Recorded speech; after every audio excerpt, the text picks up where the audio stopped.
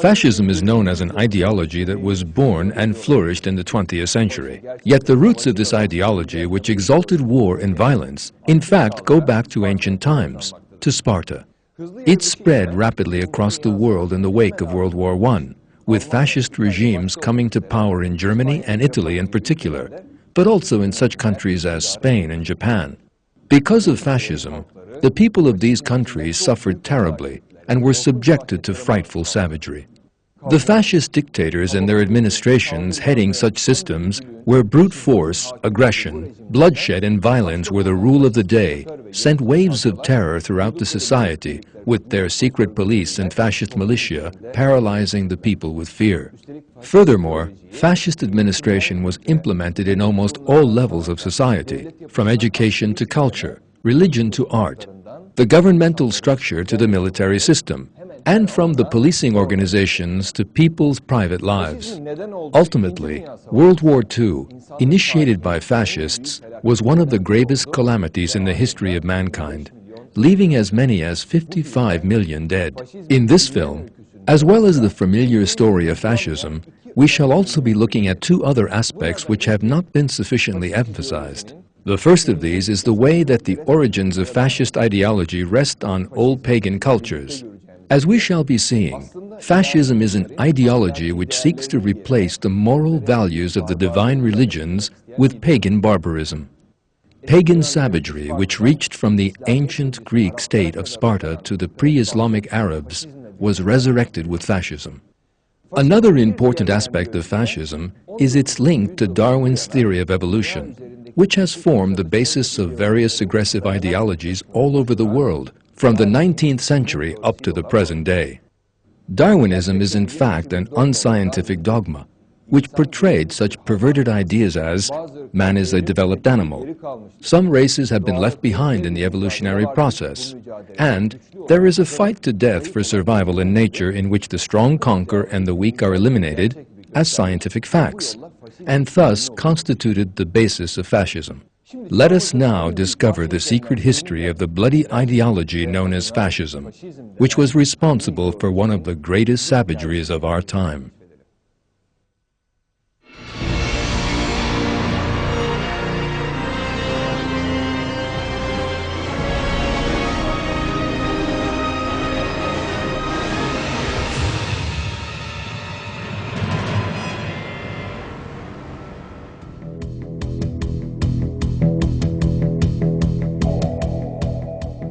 Munich in 1918 was the scene of enormous upheaval. Germany had emerged defeated from the First World War and was going through a social crisis.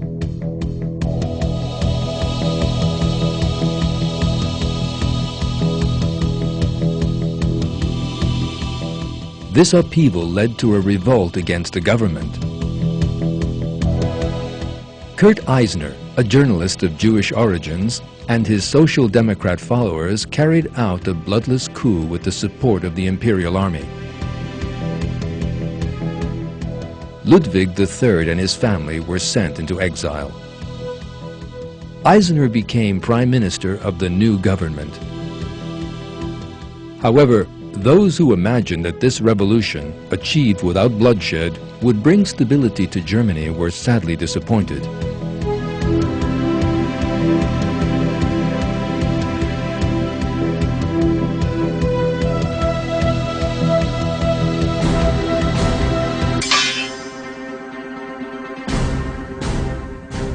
A secret society called the Thule Society became the new government's first enemy.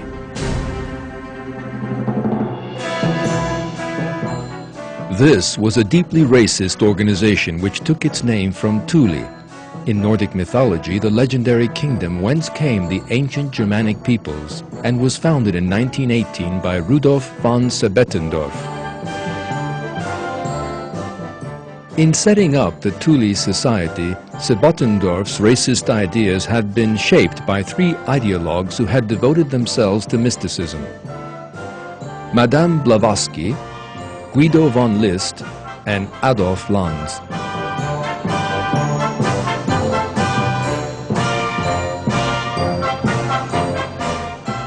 Madame Blavatsky developed a theory that the Aryan race, which she believed to be the ancestor of the German people, was an allegedly superior race.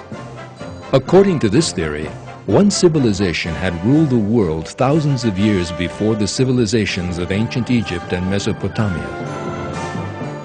Atlantis.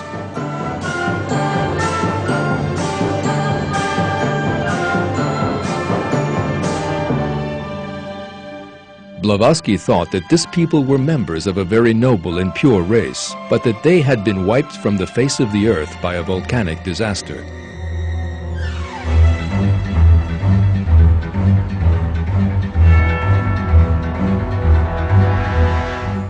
In her view, those who survived the disaster were scattered all over the world, as a result of which the Aryans intermingled with other races. In order to find evidence for her mystical myths, Blavatsky traveled as far as Tibet and studied Buddhist priests.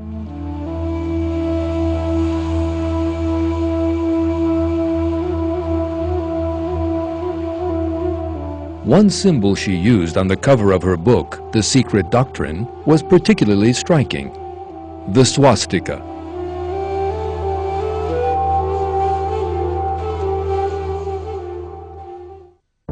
Guido von List thought along the same lines as Blavatsky. In his view, the German race were actually the representatives of the so-called Aryan race suggested by Blavatsky.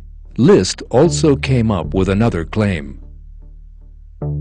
Throughout the course of history, there had been secret societies which sought to continue and protect the culture of the Aryan race. The Freemasons, the Knights Templars, and the Rosicrucians.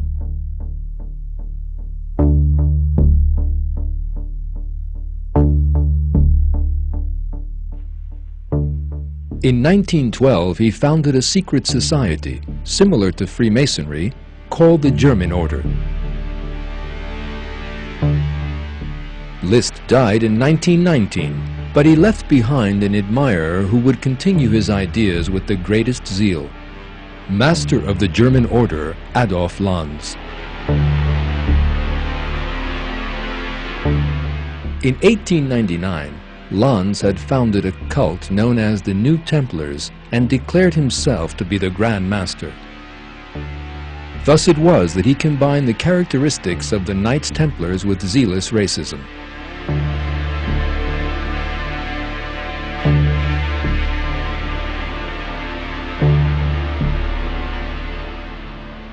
In 1905, he began publishing the anti-Semitic magazine Ostara to spread his racist ideas.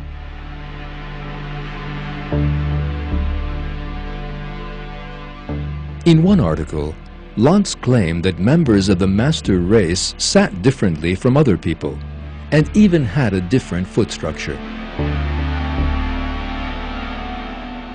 According to Lanz's superstitious belief, there was a so-called fight for survival between yellow and black, a struggle which yellow had to win at all costs.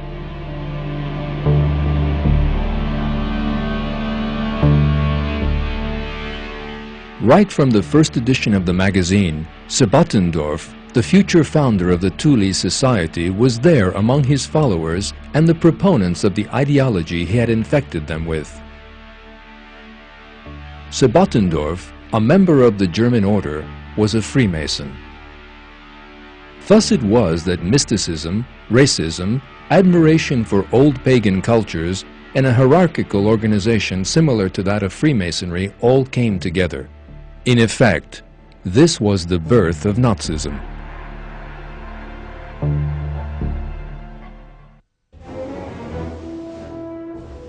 The ideology of the Thule Society was built on resurrecting pre-Christian pagan German culture. Within that ideology, the elimination of non-Aryan races assumed a similar importance. Heading the list were the blacks, gypsies, and Jews.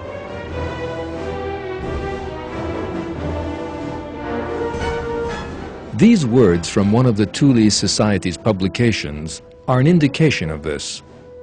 Arrest the Jews, That will bring peace to our country. That is why the Thule leader Sebottendorf refused to accept the chancellorship of Kurt Eisner, one of the Jews he regarded as the eternal foe. He stated this quite openly.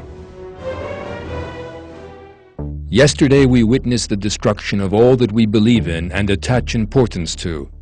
Instead of princes with whom we share a blood bond, our deadly enemies rule, the Jews. We cannot know what will be born out of such chaos. So long as I hold the iron hammer, I shall lead Thule to war. Our discipline is Germanic discipline, and Germanic means nobility. Our god is Walvather. Our emblem is Aryan, the first flame, the sun, the eagle. From today our symbol shall be the eagle. It will remind us that we may have to die if we are to live.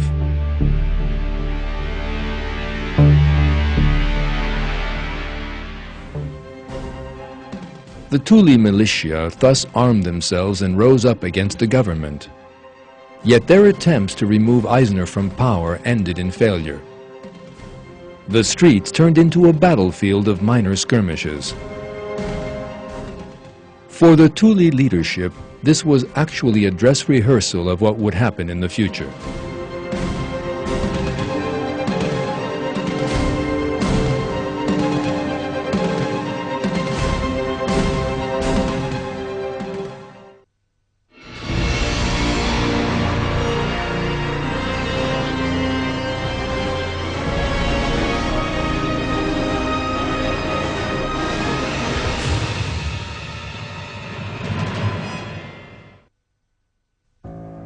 The great majority of the membership of the Thule Society joined the Nazi Party, established in 1920.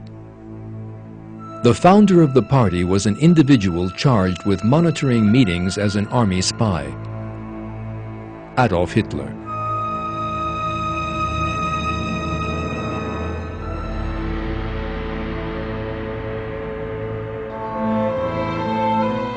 Yet the Thule meetings, which he first began attending as a visitor, made a deep impression on him.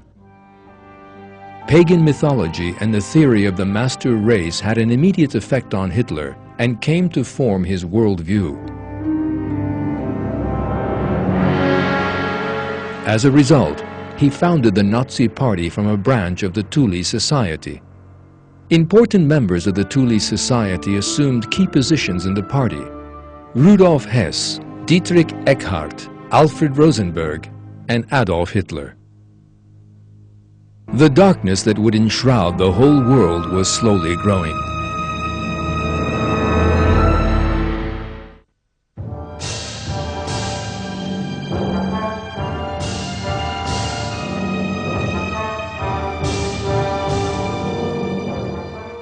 The Nazi Party was founded with the regrowth of the superstitious beliefs of pagan religions. In the years which followed, the party's mystic research would be directed by Heinrich Himmler. Himmler literally inhabited a fantasy world.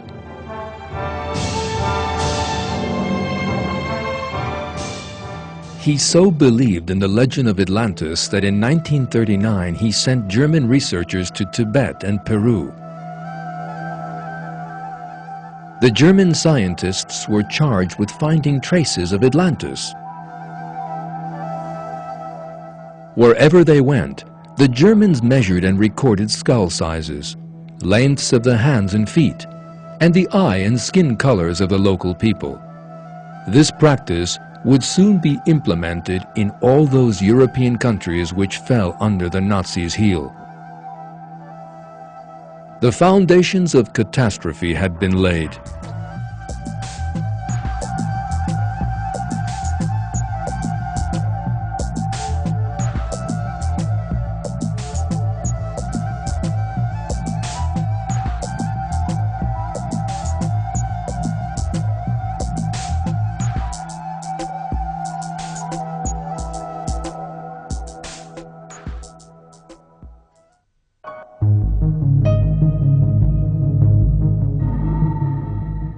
As the second most important figure in the Nazi Party, Heinrich Himmler directed the project of resurrecting pagan German culture in person.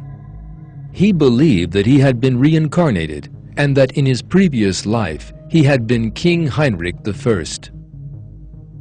Heinrich I was the legendary king who had saved the German tribes from the threat from the east. Quedlinburg Cathedral, which housed the king's tomb, was declared a sacred site by the Nazis.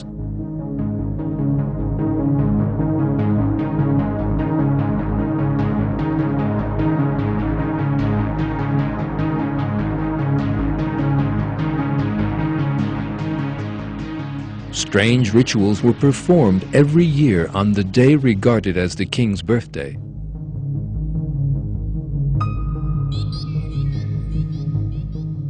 Himmler claimed that he had seen the king in a dream and that he had shown him the way in his difficult task. The ritual was ended at the stroke of midnight when Himmler attempted to rejoin his so-called former soul by having himself locked in the black dungeons underneath the cathedral.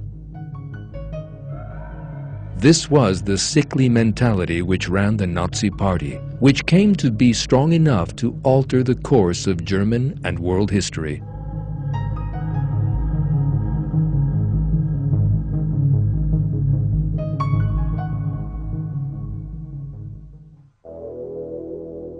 As the Nazis gained in strength, the efforts to return to pre-Christian pagan German culture were stepped up. Pagan temples were established in many parts of Germany and made training areas for officers. Aryan ideology and mysticism formed the basis of that training. Ceremonies were held in the accompaniment of traditional Germanic battle horns, and the soldiers sought to protect themselves from evil spirits by lighting giant fires. The brainwashed Nazis lost all touch with reality and believed in such nonsense as that spirits thousands of years old would emerge from the flames. Similar perverted rituals, displays, and brainwashing methods would continue throughout the course of the Nazi regime.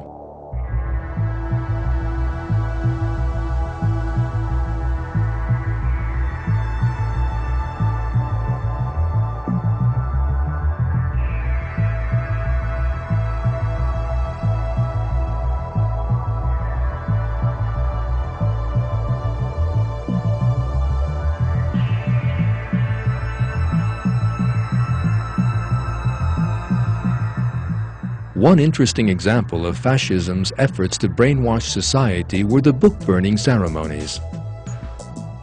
The first of these took place on May 10, 1933. Brainwashed German university students gathered in Berlin and other major German cities to burn books whose ideas they disapproved of.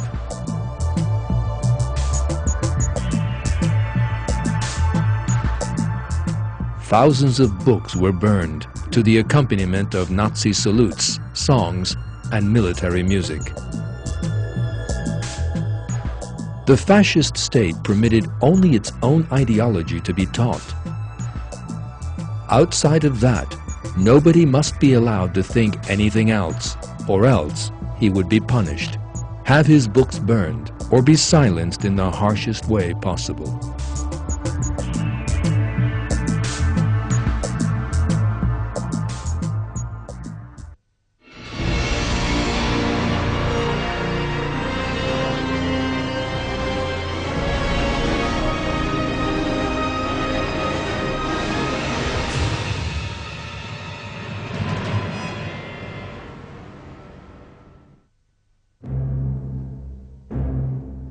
Much research has been carried out into, and a great many books written about, the symbols used by Nazi ideology. The results of that research have clearly revealed that the mystic mythology we have been looking at constituted the basis of the ideology. The best known Nazi symbol is the swastika, the symbol of the party itself. Yet the swastika was not the party's own discovery, neither was it a new discovery at all. This pagan symbol, frequently used by Adolf Lanz in his magazine Ostara, was adopted by the Nazis who followed the magazine and was chosen as their official symbol. In the years that followed, Nazi officers who totally identified with that symbol would use it everywhere, from wall decorations to signet rings. The ceremonies in which ancient pagan culture was revived with such perversion were turned into giant rituals.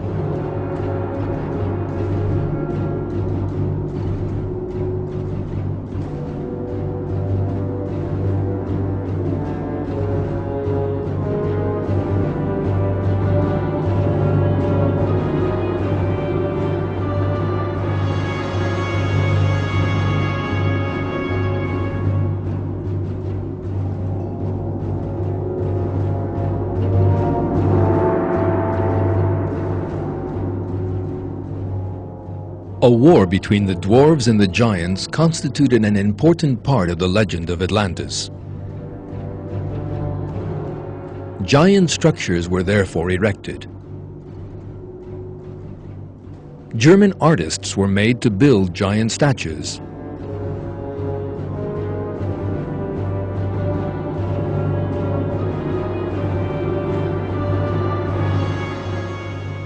Hitler's architects designed this area in which 500,000 people could stage rallies. Hitler would spend time in front of the models of giant residences which filled his dreams and perpetuated his dreams of Atlantis.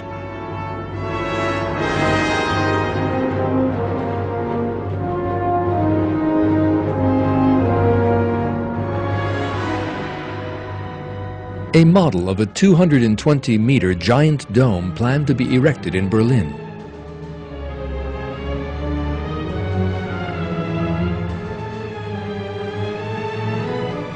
As the Nazis erected their giant residences, statues, and stadiums on the one hand, on the other, they began to translate their dark ideologies into life. The idea of the widest-ranging and most ruthless slaughter in the history of the world was about to be put into practice. The alleged scientific theory behind that genocide had been put forward a century before.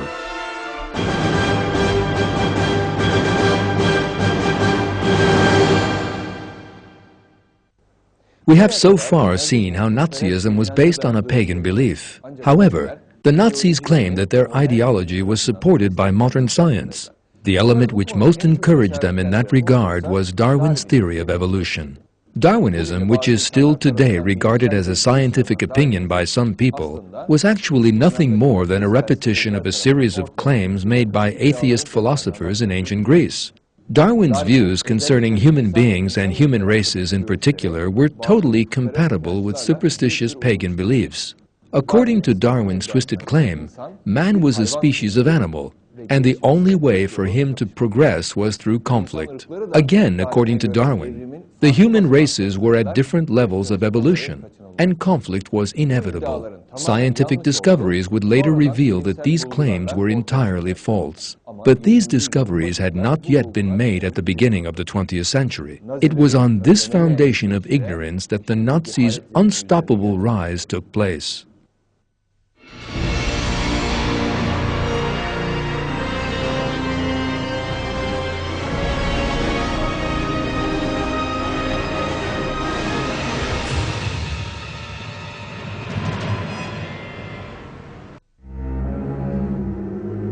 The Origin of Species was published in England in 1859. The author was Charles Darwin.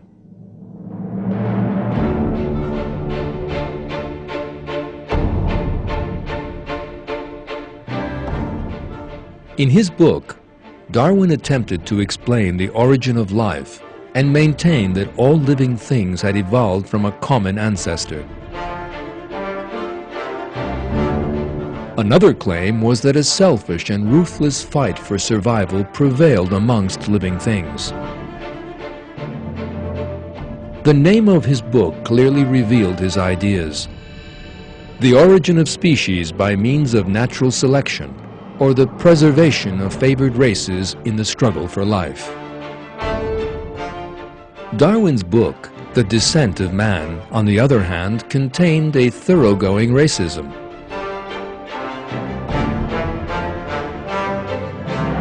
In his view, some races were more evolved and advanced than others. Asians, Turks, and blacks were almost at the same level as apes. Furthermore, according to the laws of evolution, the weak would be eliminated. Darwin devoted the opening chapters of his book to the subject of animal breeding. He wrote that in order to raise productive breeds of horse, only healthy lines should be allowed to breed down the generations. He would go even further in The Descent of Man and suggest that this method could also be applied to human beings.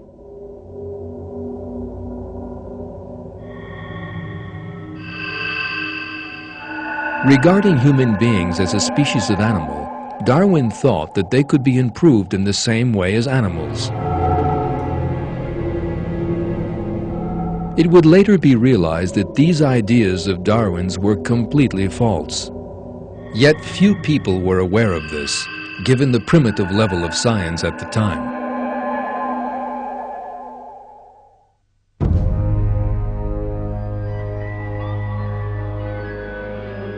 At that same time, a fierce admirer and follower of Darwin emerged.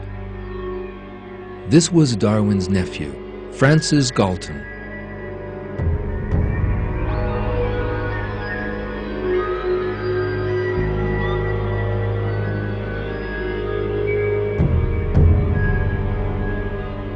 In his autobiography, Memories of My Life, he writes, "The publication in 1859 of The Origin of Species by Charles Darwin made a marked epoch in my own mental development, as it did in that of human thought generally. Its effect was to demolish a multitude of dogmatic barriers by a single stroke, and to arouse a spirit of rebellion against all ancient authorities whose positive and unauthenticated statements were contradicted by modern science."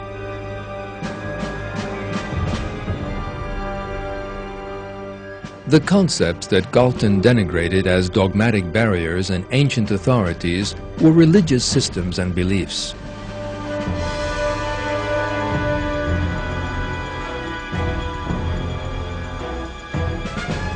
Galton first published his racist ideas in 1869 in his book, Hereditary Genius.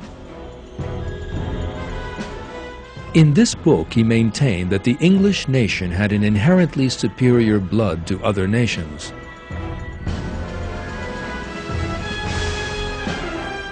In Galton's view, measures needed to be taken to protect that blood. In this way, a most superior human race could be produced.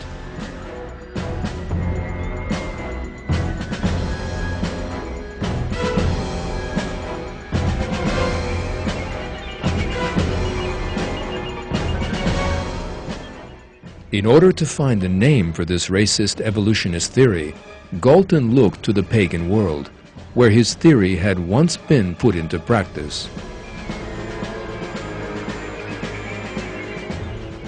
It was he who came up with and spread the word eugenics, meaning good birth in Greek. Given the primitive level of scientific understanding at the time, the idea of eugenics soon acquired widespread support. The Eugenics Education Society was established in 1907.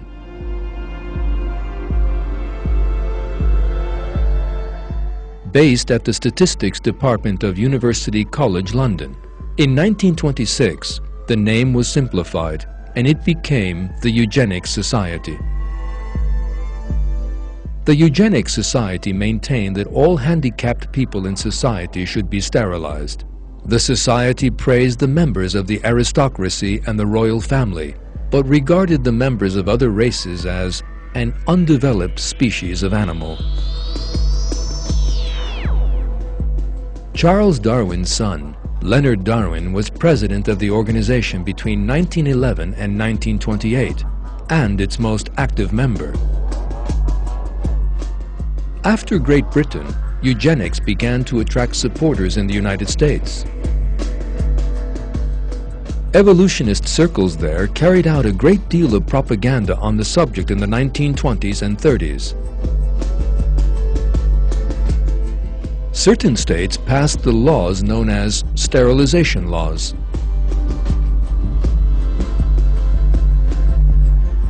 At that same time, parallel developments were taking place in Europe. Yet nobody at the time was aware that these developments would later turn into an unbelievable slaughter.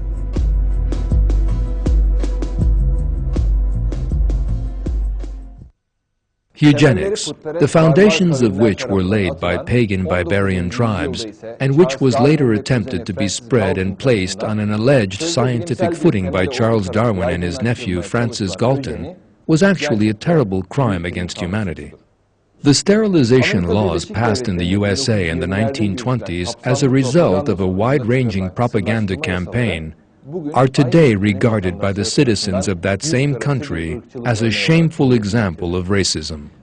What is more, it has now been proved that the theory of eugenics is a superstition, totally at variance with the scientific facts. The recent Human Genome Project has shown that the genetic differences between races and individuals are very small, and that it is baseless to even attempt to construct any reproduction policy based on them. Human races were created equal by God. In the Quran, God says, "Mankind, we created you from a male and female, and made you into peoples and tribes so that you might come to know each other. The noblest among you in God's sight is that one of you who best performs his duty. God is all-knowing, all-aware." Quran 49:13. The weak and genetically sick must be treated with affection and compassion, protected and nurtured.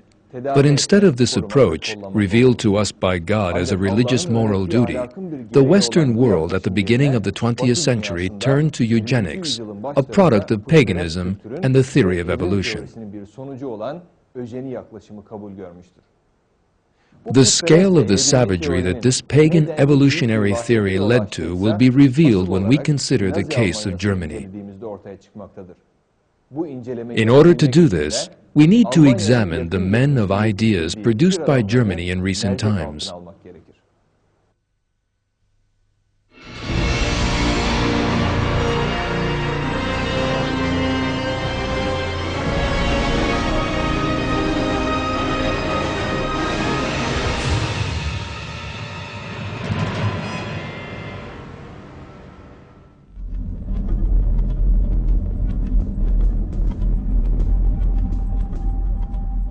Heading the list of those who laid the foundations of fascism is the German philosopher Friedrich Nietzsche. Nietzsche's publisher, Peter Gast, called Nietzsche one of the fiercest anti-Christians and atheists.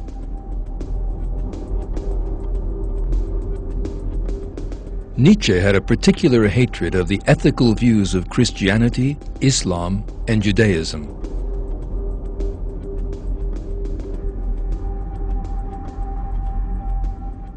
In his opinion, concepts such as love, compassion, and humility must be abandoned and replaced with a so-called master morality, which accepted the warlike and ruthless state of nature.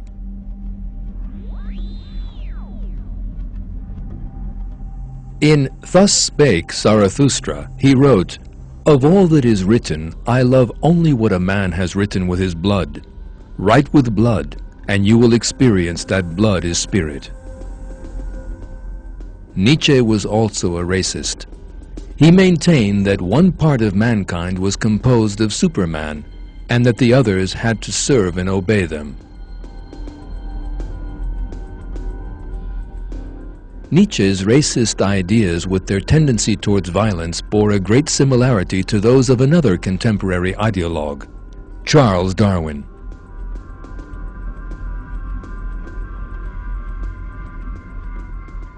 In his book, Darwin's Dangerous Idea, Daniel C. Dennett describes Darwin's influence on Nietzsche in the following way.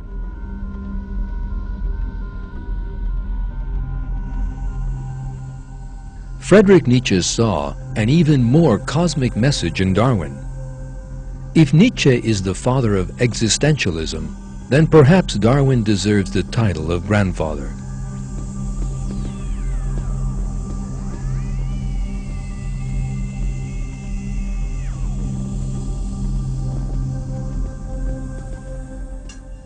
Nietzsche, so deeply influenced by Darwinism, had a major influence on Nazi ideology with the racist ideas he held.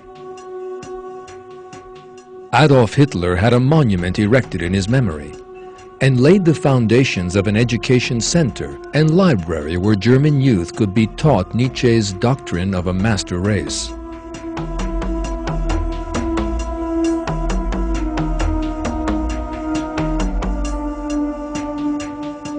Nietzsche's life was no less dark than his philosophy. He suffered a mental illness at the age of 44, and that worsening disease led to his death from insanity. That deterrent fate recalls the fate of all those who have denied God down the ages.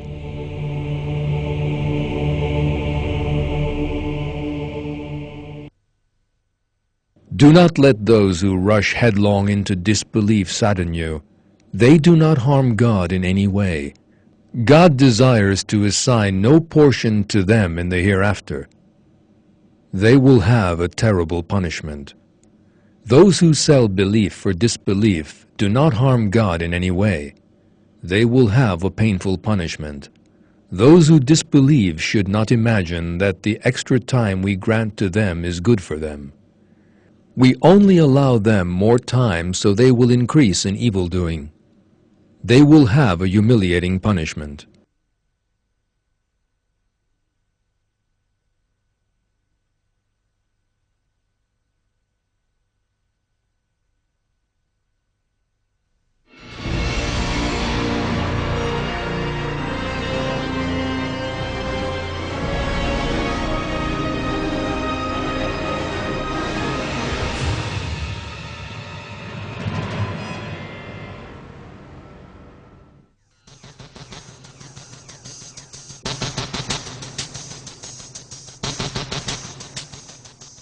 After Friedrich Nietzsche, Germany's best-known Darwinist and most fanatical supporter of eugenics was the zoologist Ernst Haeckel.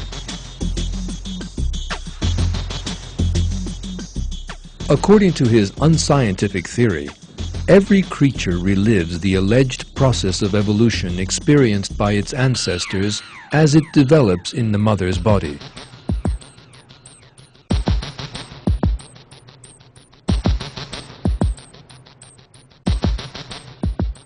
In order to support his theory, he made a number of drawings of embryos.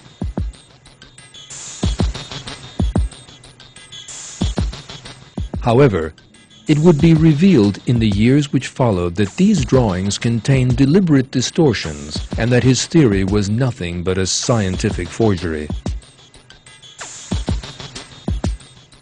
Another instance of Haeckel's erroneous science is the theory of eugenics.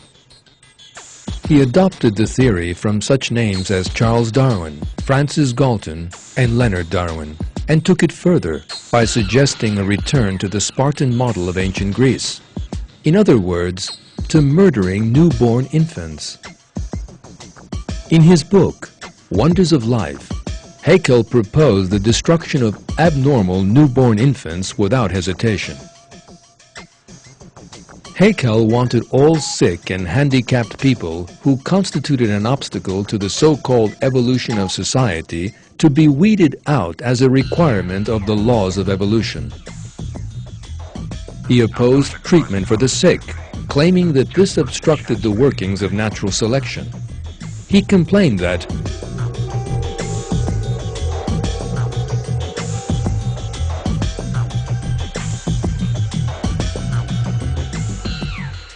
hundreds of thousands of incurables, lunatics, lepers, people with cancer, and so on, are artificially kept alive in our modern communities without the slightest profit to themselves or the general body.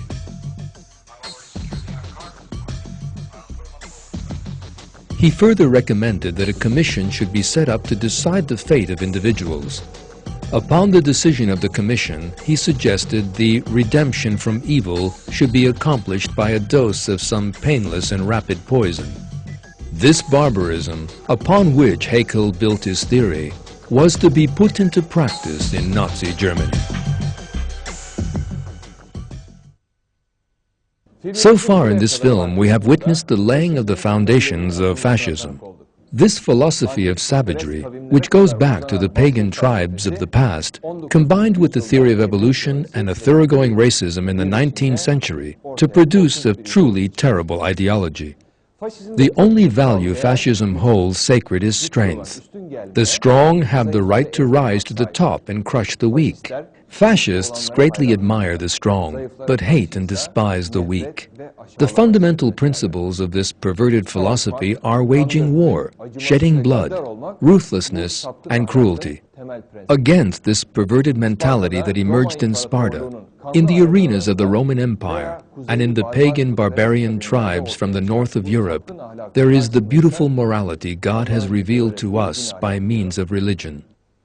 According to the moral values of religion, what matters is not strength, but truth. Human beings must be judged by whether or not they conform to what God has revealed as the truth, not by their strength. The strong are charged with being gentle and compassionate to the weak, not crushing and oppressing them. A human being's duty is to protect the weak and be merciful and peace-loving, not to be cruel and ruthless. In our next film, we shall be looking at the conditions under which fascism seized power in Germany and what that seizure led to.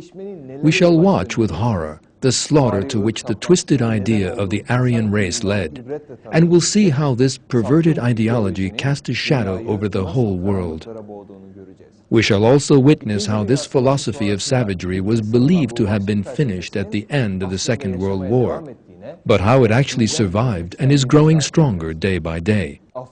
We will set out the killings by fascist politicians and regimes from Africa to Europe, and will also reveal the solution to this dark ideology which menaces the entire world.